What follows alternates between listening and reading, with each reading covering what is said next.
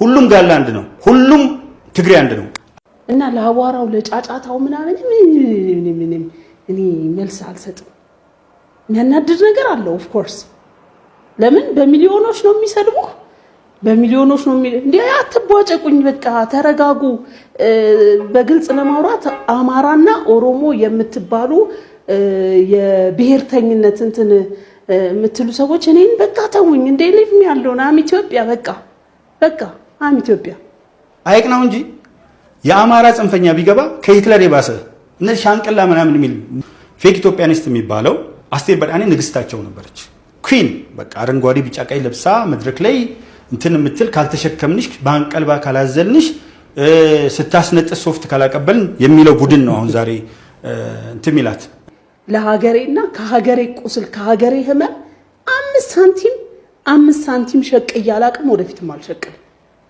ገባ ባለጊዜ ምናምን ይላሉ ኦፍ ኮርስ ባለጊዜ ነኝ ዛሬም ባለጊዜ ነኝ ትናንትም ባለጊዜ ነኝ ነገም ባለጊዜ ነኝ ምድር ላይ ህይወቴ እስካለች ድረስ እኔ ባለጊዜ ነኝ ጊዜ መቼ ነው ካልክ በህይወት መሬት ላይ ቆየውበት የሆነ ፓርቲ ሲወጣ ባለጊዜ የሆነ ፓርቲ ሲወድቅ ባለጊዜ ያልሆነ ሰው አይደለም ዛሬና አስቴር በዳኔ ተነስተው እንደፈለጉ የሚፈነጥዙት በተለይ በዚህ ዘመን አንዳንድ የኦሮሞ ፕሮቴስታንቶች ፓስተሮች የሃይማኖቱ ተከታዮች ሃይማኖቱን ሳትወክሉ ፖለቲከኞች ካድሬዎች ህዝብና ህዝብን ሃይማኖትን ለማጣላት የምታደርጉት እንቅስቃሴ ብታርፉ ይሻላችኋል ወጥተሽ ይቅርታ ጠይቂ ዘርሽ ብሔርሽ ምንድነው ደሞ ለሚሉኝ ከማይጠፋ ዘር ተወልጃለሁ የሰማያዊ ዜግነት ያለኝ ነኝ ለዚህ ምድር እንግዳ ነኝ ገባ ግን እዚህ ምድር ላይ ደሞ እንድቆይ እግዚአብሔር የፈቀደልኝ ዘመን አለ ባለፈውም ተናግሬዋለሁኝ እዚች ምድር ላይ እንድወለድ ያደረገው እግዚአብሔር ነው ለሰዎች የሚወለዱበትን ቦታና ዘመን ይሰጣቸዋል ይላል እግዚአብሔር ቃል ያን ማንንም ሊከለክለኝ ሊያስቀርብኝ አይችልም ቂጥሽን ገልጸሽ እንጂ መጽሐፍ ቅዱስ ገልጠሽ አታቂ እውነቱን ነው መነግርሽ አስቴር በዳኔ ተጎዳሽው ለዛ እና አስቴር በዳኔ ንግግሩን የተናገረችው አነሰ ቢባል ከ3 አመት በፊት ነው ሰምቻለሁ ሁለተኛ እስከ 22ኛው ደቂቃ ያለው ሐሳብ ሳይሆን ከዛ በኋላ ነው የተቆረጠው የሆነ ብሔረሰብና የሆነ ሃይማኖት የሀገር ባለቤት ነኝ ብሎ ተቀምጧል ሶስተኛ የምትናገራቸው ነገሮች ምንድናቸው ከማለቴ በፊት አስቴር በዳኔ በዚህ ፌክ ኢትዮጵያኒስት ምለዋለ ቀደም ኢንተርናሽናሊስት እንደምለው እንደጀመርኩት አስቴር በዳኔ የራሷን አመለካከት አራምዳለች ባራመደችው ሐሳብ ውስጥ ይሄን የሚሉ ሰዎች የሚተቹዋትን በሙሉ አይቻለሁ ዶክተር ደቡብ አፍሪካ ያለው እኛም በተመለከተ እኛን የሚለው ኢትዮጵያ የሚለው አማራ ነው ሌላው አይደለም ማለት ነው እኛም በተመለከተ ኢትዮጵያን በተመለከተ አማራን በተመለከተ ሁሉም ጋላ አንድ ነው ሁሉም ትግሬ አንድ ነው ቃል በቃል ነው አንድ አልጨመርኩባትም አንድ አልቀነስኩ እናት ቤተክርስቲያን ኦርቶዶክስ ጨቋኝ አይደለችም አንቺ በሞቱ ሰዎች ተሳልቀሻል አንቺ ብቀላ እንደሆነ ተናግረሻል አንቺ ኢትዮጵያ ኦርቶዶክስ ተዋሕዶ ቤተክርስቲያንና አማራ ክፉ እንደሆነ አስበሻል ንስሐ ግቢ ይቅርታ ጠይቂ አለበለዚያ እጅሽን ታገኛለሽ እውነት ልሻለሁ እግዚአብሔር ይቀጣሻል እግዚአብሔር ያዋርድሻል ማንንም አያስጥልሽም የሚያስጥልሻለሽ መስሎሻል ኢትዮጵያን አጣብቀ ያዘው ይላል ብርጋዴር ጀነራል ተፈራ ማሞ ጫካ ያለው አማራ ነው ሻለቃ ዳዊት ወልደ ጊዮርጊስ ኢትዮጵያ አማራ ናት ለማን ነው የምንሰጣት ይላል ሙሉ ቪዲዮ እንሰጣለን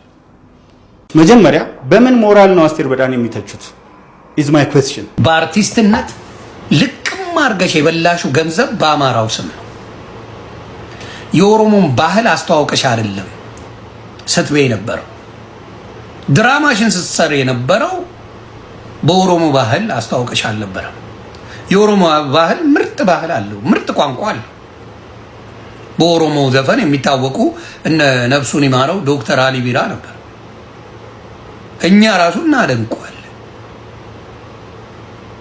አማሌሌሌ ሲል ያልሰማው የለም መጀመሪያ አንተ ጋር ያለውን ኢንተርናሽናሊስት የሚሳደበው ብሔርን እንደ ብሔረሰብ ሲሳደቡ የሚሉትን ሰዎች ሳይነኩ እሷ ምንድነው ያለችው አንድ ብሔር አለች የሆነ ብሔረሰብና የሆነ ሃይማኖት የሀገር ባለቤት ነኝ ብሎ ተቀምጧል አንቺ ግን በሌላው ሸቅለሽ ሰቅለሽ አሁን ብልጽግና እናንተ በተለይ ብልጽግናን ደጋፊዎች ብልጽግና የምታስወጉት እናንተ ናችሁ። ብልጽግና የአማራን ብሔርና ኦርቶዶክስን እንደሚጠላ በደንብ አድርጋችሁ እያሳያችሁ ነው ለህዝቡ። this is reality። ብልጽግና መሆን ተስፋዬ እንትና ታዬ ደንዳን ማየት ትችላለህ። ይቅርታ ታዬ ደንዳን አልኩኝ። ታዬ ቦጋለ ማየት ትችላለህ። ልክ ብልጽግናን ሲቀላቀል ኤርሚያስ ለገሰን ማየት ትችላለህ። አማራንና ኦርቶዶክስን መጥላት ነው ማየት ነው። በላይ በቀለ ወያ የሚባል ዝምባምን ማየት ትችላለህ። ብልጽግና ስትቀላቀል አማራንና ኦርቶዶክስን መጥላት ነው። መቼም የአማራን አርሶ አደር 80%ቱን አይደለም የግዴታ እኮ ኤክስፕሊሲትሊ አይደለም የተናገረችው፣ ኢምፕሊሲት በሆነ መንገድ ነው። ኤክስፕሊሲት አድርጋ ገልጽ አማራን በሙሉ ብትል የመጀመሪያ አስቴር በዳኔ ሐሳብ ግለሰቡ አይደለም የሐሳቧ ተቃዋሚ መሆነው እኔ ነኝ። አንድ ብሔር ስትል አማራ ውስጥ ያሉ ጽንፈኞችን በጣም ኤክስትሪም ላይ ነኝ ብያለሁ። ከሂትለር የባሱ ዶክተር ደረጀ ዘለቀ ምን ብሏል? አይቅናው እንጂ አለ። ነፍሱን ይማረውና የህግ ምሁሩ አዲስ አበባ ዩኒቨርሲቲ መምህር አይቅናው እንጂ የአማራ ጽንፈኛ ቢገባ ከሂትለር የባሰ እነዚህ ሻንቅላ ምናምን የሚል ይመስለኛል። እሱም ቪዲዮ አለኝ ባይዘው እያንዳንዱ ምነግር በማስረጃ ነው። እንደዛ ያላቸው በጣም አረመኔ። እንዴት እንስበረው ይህንን ነገር? ለኦሮሞ ልጆች ይህን ማሳወቅ፣ ለሌላውም ህዝብ፣ ለደቡብ ህዝብም ለሌላውም ህዝብ ይህን ማሳወቅ። ያወቅ ጊዜ ለካ ብልጽግና ማለት አብሶሉትሊ ኦርቶዶክስንና አማራን ጠል እንደሆነ ማሳያ ነው። 4 ነጥብ። እንዲሁም በኦሮሞ በኩል ስትሄድ የነሱን አይዲያ ያልተቀበለ የኦሮሞ ልጅ ይበላል። እኔ ከህዋት ጋር ብዙ ጊዜ ታገያለሁ። ከኦነግ ራሱ ከኦነግ ጭምር ለኦሮሞ ከታገለው ኦነግ ጭምር ታገያለሁ። እንዲህ አይነት መረን ስብስብ ያለው የአማራው ጽንፈኛ ጋር ነው። ይህን በደንብ መናገር ይችላሉ። ምክንያቱም መላው ሰው ያቀኛል። ዓለምን ዙሪያ ያለው አውሮፓ፣ በርካታ ሀገሮች፣ አሜሪካ ተናግሬ ያለው በነዛ ጊዜ ፌክ ኢትዮጵያኒስቱን የሚደግፍ አይነት ሀሳብ ነበር። ቱቢ ፍራንክ ማንጸባረቀው እንደ መድረኩ ስሜት ስለ ድሬዳዋ ሴድ ስለ ድሬዳዋን የምናገረው፣ ጎንደር ሴድ ስለ ጎንደር ነው እና ይመስል ነበር በአብዛኛው ወደዛ ስለሆነ የሚሄደው። ሶ አስቴር በዳኔ ያለችው ምንድነው? የሆነ ብሔር የሀገር ባለቤት ነኝ ይላል ብሏል። አዎ ልክ እንደ አበባው እንደተባለ ፕሮቴስታንት ካድሬ ሃይማኖት ጠል ኦሮሞ እንዲጠላ የሚያደርግ ለኦሮሞ ተቆርቋሪ መስሎ ኦሮሞ እንዲጠላ የሚያደርግ እግረኛው ሚዲያ ላይ ሄዶ የሚያሳየው አክት ጥይት ሲመጣ እንደዚህ አድርጌ እንትና መለጥኩኝ። ጥይት እንዲህ ብትተኮስ እንዲህ እና ቀለዋን እንዲቀልባታለሁ አየር ላይ እርሳሷን እየሰማኝ እግረኛው የሰማኝ እዛ እንዲህ ብትተኮስ እንዲህ ብዬ እንዲቀልባታለሁ አየር ላይ ከዛ ጥይቷን እንዲህ መልሼ ወደ አንተ ጣል አድርግልህ የሚል በሌላ ስብሰባ ላይ ታላላቅ ሀገር ላይ ዋጋ የከፈሉትን ነጎበና ዳጬን ነፊት አውራሪ አብተ ጊዮርጊስ ዲነግዴን የሚኒሊክ ኮንዶም ብሎ ሲሳደብ ማንም የገሰጸው የለም። እንደው አሁን አከብረዋለሁ። ዶክተር ደሳለኝ ጫኔ እኮ ኢትዮጵያ ፈጣሪዋን አማራን ማክበር አለባት። ፈጣሪዋ እግዚአብሔር ነው። ፈጣሪዋ ሰማንያው ብሔረሰብ ነው። ይሄንን መቼ ተናግሬዋለሁ? ያኔ በራሳቸው በአስራት ሚዲያ ላይ ኢትዮጵያ የተሰራችበት ፕሮሰስ ልክ አይደለም። ሰፊ የኢትዮጵያን ቴሪቶሪ ያዝ ነው። ኦሮሞን በተደጋጋሚ ስላነሳችሁ ማለት ነው። ኦሮሞዎች ኢትዮጵያ የተሰራችበት ፕሮሰስ ጃገማ ኬሎን ታነሳላችሁ፣ እነ ሀብተ ጊዮርጊስ ዲነግዴን ታነሳላችሁ። እነሱ ምኒልክ እንደ ኮንደም የተጠቀመባቸው ኦሮሞዎች ናቸው እንጂ ኦሮሞ በኢትዮጵያ ኢትዮጵያዊነት በምትሉት ፕሮሰስ ውስጥ እነ ጃገማ ኬሎ ኮንደም ሆኖ ሊሆን ይችላል፣ እነ ጎበና ኮንደም ሆኖ ሊሆን ይችላል። ምኒልክ ተጠቅመውባቸው ጥሏቸዋል። በፕሮሰሱ የተሰራችበትን ፕሮሰስ አልተስማማንም።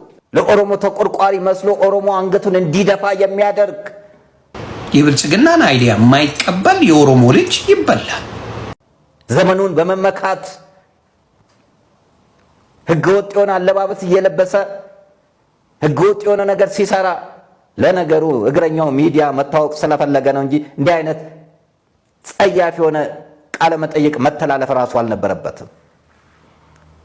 ክብረ ነክ የሆነ ጋዜጠኛን ማያከብር፣ ስቱዲዮን ማያከብር፣ ህዝብ ማያከብር እንዲህ አይነት ስራ ለህዝብ መቅረብ አልነበረበትም። እንዲህ አይነት ነውረኛ ሰው ዛሬ ይነሳሉ አሉ። ዶክተር አብይን በመመካት ወዳጄ ዶክተር አብይ ምንም ማደረከ ምን ትላንት ለኔ ተናግረሃል ብሎ የሚምር አይምሰል፣ የሚተው አይምሰል። ኩላሊቴን ሰጣለ ያለው ወይኒ ቤት እኮ ነው መንሱር የሚገኘው። እድሜ ለሱ ያለችው እኮ ተሰዳለች ገበሬዋ። ከለማ መገርሳ በላይ ለዶክተር አብይ የሚሆን ማን አለ? ስልጣን የሰጠ ሞት ነው የሚለየኝ ብሎ የተናገረ የመሰከረ ወዳጅም ወንድምም ጓደኛም የሆነ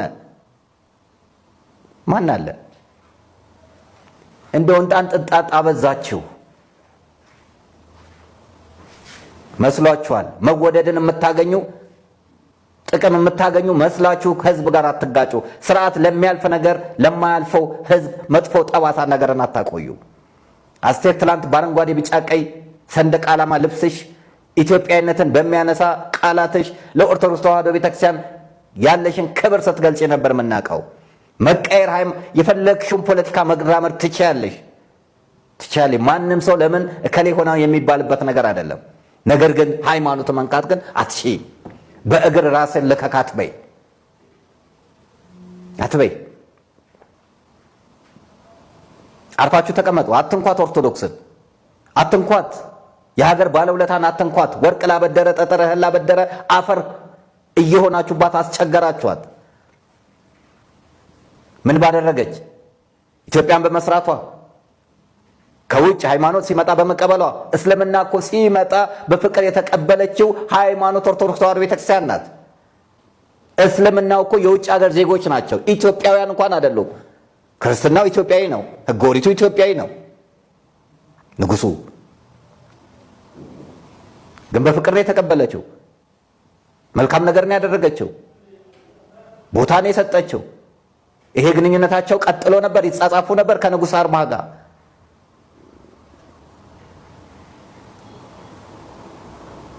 ታዲያ ለምንድን ነው ይሄ ሁሉ እንደ ጨቋኝ ተደርጋ የምትቆጠረው? እሳት ለምንድን ነው የሚነድባት? ለምንድን ነው ገዳማቶቹ የሚፈርሱት? ለምንድን ነው መነኮስ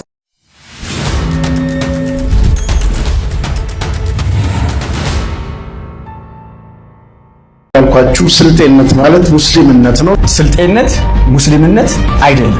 ስልጤነት ስልጤነት ነው። ሙስሊምነት ሙስሊምነት ነው።